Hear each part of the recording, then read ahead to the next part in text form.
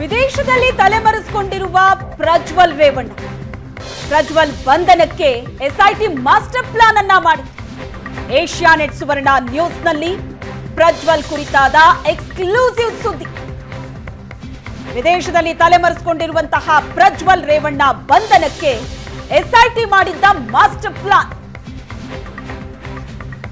Asianet ಸುವರ್ಣ ನ್ಯೂಸ್ನಲ್ಲಿ ಆ ಕುರಿತಾದ exclusive ಸುದ್ದಿ.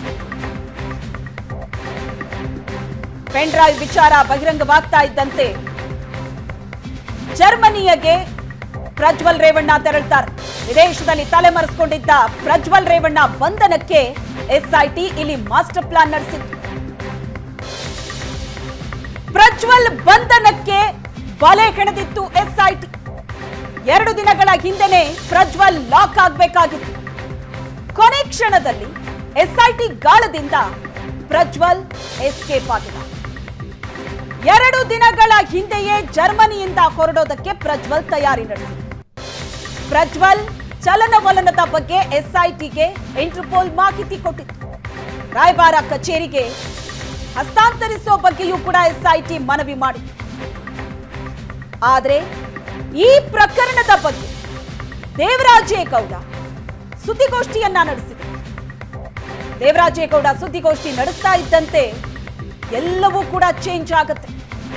ಇತ್ತ ಎಸ್ಐಟಿಯು ತಟಸ್ಥವಾಗುತ್ತೆ, ಅತ್ತ ಏರ್ಪೋರ್ಟ್ಗೆ ಬರಬೇಕಾಗಿದ್ದ ಪ್ರಜ್ವಲ್ ಪ್ಲಾನ್ ಕೂಡ ಚೇಂಜ್ ಆಗುತ್ತೆ. ಪ್ರಜ್ವಲ್ ಭಾರತಕ್ಕೆ ಬಂದ ಬಳಿಕವೇ ಬಂಧಿಸೋದಕ್ಕೆ ಈಗ ಎಸ್ಐಟಿ ಸಿದ್ಧತೆ ಮಾಡಿಕೊಂಡಿದೆ.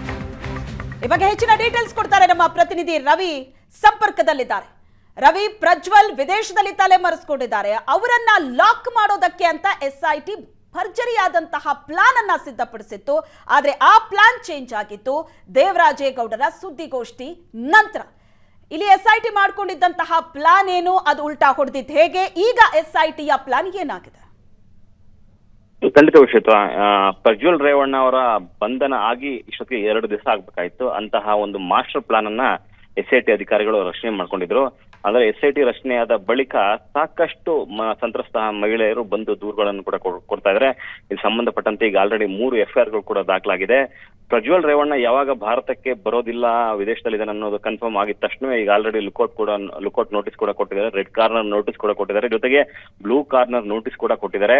ಅಂದ್ರೆ ಪ್ರಪಂಚದ ಯಾವುದೇ ಬಂದರು ಇರ್ಬೋದು, ವಿಮಾನ ನಿಲ್ದಾಣ ಇರ್ಬೋದು, ರೈಲು ನಿಲ್ದಾಣ ಇರ್ಬೋದು, ಇಂತಹ ಜಾಗಗಳಲ್ಲಿ ಕಂಡು ಬಂದಂತಹ ಸಂದರ್ಭದಲ್ಲಿ ಎಸ್ಐಟಿ ಅಧಿಕಾರಿಗಳಿಗೆ ಮಾಹಿತಿ ಕೊಡಿ ಅನ್ನುವಂತಹ ಬ್ಲೂ ಕಾರ್ನರ್ ನೋಟಿಸ್ ಕೂಡ ಈಗ ಆಲ್ರೆಡಿ ರವಾನೆ ಆಗಿರುವಂತದ್ದು. ಇದಕ್ಕೆ ಸಂಬಂಧಪಟ್ಟಂತೆ ಇಂಟರ್ಪೋಲ್ ಅಧಿಕಾರಿಗಳು ಕೂಡ ಬೆಂಗಳೂರಿನಲ್ಲಿರುವಂತಹ ಎಸ್ಐಟಿ ಅಧಿಕಾರಿಗಳ ಜೊತೆ ಸಂಪರ್ಕದಲ್ಲೂ ಕೂಡ ಇದ್ದಾರೆ.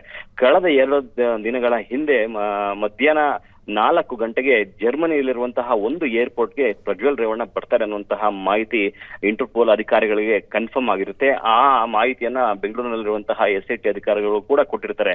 ಆತನನ್ನ ಹಿಡಿದಿಟ್ಕೊಳ್ಳಿ, ನಮ್ಮ ತಂಡ ಬರುತ್ತೆ ಅನ್ನುವಂತಹ ಸೂಚನೆಯನ್ನು ಕೂಡ ಎಸ್ಐಟಿ ಅಧಿಕಾರಿಗಳು ಇಂಟರ್ಪೋಲ್ ಅಧಿಕಾರಿಗಳಿಗೆ ಸಂಪರ್ಕ ಮಾಡ್ತಾರೆ. ಒಂದಷ್ಟು ದೆಹಲಿ ಮಟ್ಟದ ಅಧಿಕಾರಿಗಳನ್ನು ಕೂಡ ಸಂಪರ್ಕ ಮಾಡಿ ನೆಕ್ಸ್ಟ್ ಪ್ರೋಸೆಸ್ ಏನು ಅನ್ನುವಂತಹ ಮಟ್ಟನಲ್ಲೂ ಕೂಡ ಸಾಕಷ್ಟು ಮಾಹಿತಿ ವಿನಿಮಯ ಅಧಿಕಾರಿಗಳ ನಡುವೆ ಆಗುತ್ತೆ. ಆದ್ರೆ ಈ ನಡುವೆ ಭಾರತದ ಬೆಂಗಳೂರಿನಲ್ಲಿ ಒಂದು ಡೆವಲಪ್ಮೆಂಟ್ ಆಗುತ್ತೆ. ಅಂದ್ರೆ ಏಕಾಏಕಿ ಸಾಯಂಕಾಲ 4 ಗಂಟೆಯಿಂದ 5 ಗಂಟೆವರೆಗೆ ಒಂದು ಪ್ರೆಸ್ ಮೀಟ್ ನಡೆಯುತ್ತೆ. ಅಂದ್ರೆ ವಕೀಲರಾದಂತಹ ಬಿಜೆಪಿ ಮುಖಂಡ ದೇವರಾಜೇಗೌಡ ಒಂದು ಪ್ರೆಸ್ ಮೀಟ್ ಮಾಡಿ ಏಕಾಏಕಿ ಈ ಪ್ರಕರಣಕ್ಕೆ ಹೊಸ ಟ್ವಿಸ್ಟ್ ಅನ್ನು ಕೂಡ ಕೊಡ್ತಾರೆ.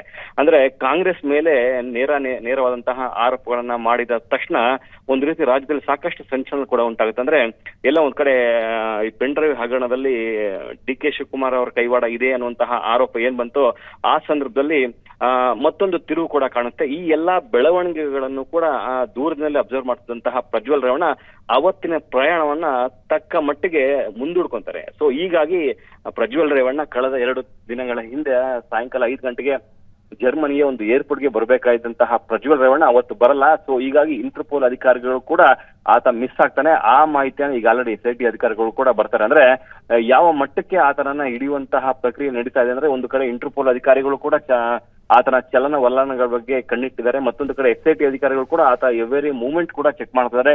ಯಾವ್ದಾದ್ರು ಫ್ಲೈಟ್ಗೆ ಆತ ಟಿಕೆಟ್ ಬುಕ್ ಮಾಡ್ಕೊಂಡಿದ್ದಾನೆ ಅನ್ನುವಂತಹ ಎಲ್ಲಾ ಪ್ಯಾಸೆಂಜರ್ ಲಿಸ್ಟ್ ಅನ್ನು ಕೂಡ ಅವರು ಪ್ರತಿನಿತ್ಯವೂ ಪ್ರತಿ ಗಂಟೆಗೂ ಕೂಡ ಚೆಕ್ ಮಾಡ್ತಾನೆ ಇದ್ದಾರೆ. ಬಹುಶಃ ನಮಗೆ ಬಂದಂತಹ ಮಾಹಿತಿ ಪ್ರಕಾರ ಆತನನ್ನ ಭಾರತಕ್ಕೆ ಕರೆತರೋದಾದ್ರೆ ಎಸ್ಐಟಿ ಅಧಿಕಾರಿಗಳು ಅರೆಸ್ಟ್ ಮಾಡಿಯೇ ಕರ್ಕೊಂಡ್ ಬರ್ತಾರೆ ಅನ್ನುವಂತಹ ಮಾಹಿತಿ ಈಗ ತುಂಬಾ ಸ್ಪಷ್ಟವಾಗಿರುವಂತದ್ದು. ಯಾಕಂದ್ರೆ ಈಗ ಆಲ್ರೆಡಿ 3 FIR ಪ್ರಕರಣಗಳು 376 ಅಡಿಯಲ್ಲಿ ದಾಖಲಾಗಿರುವಂತದ್ದು. ಈಗ ನಿನ್ನೆ ಮತ್ತೆ ಇಬ್ಬರು ಸರ್ಕಾರಿ ಮಹಿಳಾ ಅಧಿಕಾರಿಗಳು ಕೂಡ ಬಂದು ದೂರು ಕೂಡ ಕೊಟ್ಟಿರುವಂತಹ ಹಿನ್ನೆಲೆಯಲ್ಲಿ ಮತ್ತಷ್ಟು FIR ಗಳು ಕೂಡ ಆತನ ಮೇಲೆ ಬೀಳುವಂತಹ ಸಾಧ್ಯತೆ ಹೆಚ್ಚಾಗಿರುವಂತಹ ಹಿನ್ನೆಲೆಯಲ್ಲಿ ಆತನನ್ನ ಭಾರತಕ್ಕೆ ಕರೆತರುವ ಮುಂಚೆ ಬಂಧನ ಮಾಡ್ಕೊಂಡೇ ಕರೆತರುತ್ತಾರೆ ಅನ್ನುವಂತಹ ಮಾಹಿತಿ ತುಂಬಾ ಸ್ಪಷ್ಟವಾಗಿ ಗೊತ್ತಾಗ್ತಿದೆ Shweta. Yes sir, thank you Ravikumar ನಿಮ್ಮೆಲ್ಲ ಡೀಟೇಲ್ಸ್ಗೆ.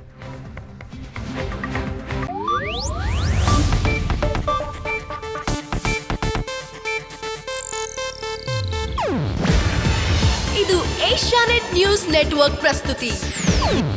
ನೀವು ನೋಡ್ತಿದ್ದೀರಾ ಏಷ್ಯಾನೆಟ್ ಸುವರ್ಣ ನ್ಯೂಸ್.